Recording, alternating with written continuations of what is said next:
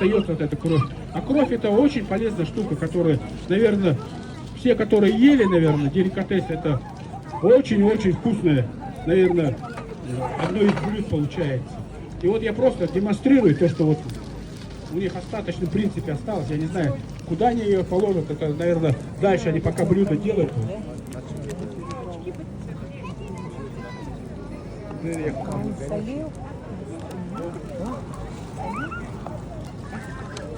не-не-не, еще я.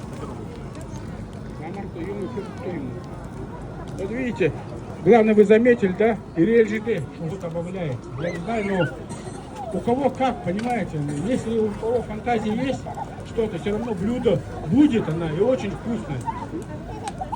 Но кто как учит, понимаете? Вот вопрос стоит. Вот посмотрите, представители наши, представители Шинхэна, как он владеет ножом, да? Он буквально лук вот так крошится. И вот харты дайна. И на юм дайна. Гузон сор юм ровно-то.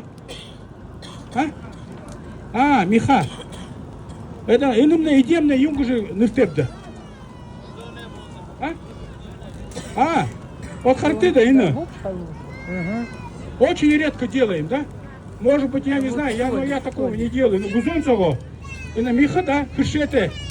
Еще им бы бонзашинде, фарш. Фарш.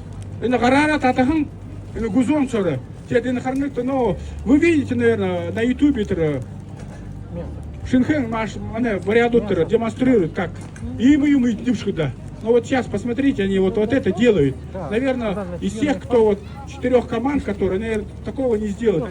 Просто они оттуда Шинхэн ему блюдо, кажется, делают. Понимаете, она перевязывает это гузоугон, это рубец, самый большой, который желудок есть, ее разрезает на такие как бы листочки или лепестки такие, наверное, размером, если взять, наверное, 10 на 10, туда залаживает фарш, а фарш это у нас тоже мясо с луком, но просто руками накрошено. Вот там видели, я вам там сейчас покажу. И вот нитка завязывает, это, видимо, одно из вкуснейших блюд будет. Но надо самому попробовать, а пока я не могу сказать, насколько вкусное. Амтатегу, Ну, если кто хочет потрогать, понимаете? Как? Вот видите?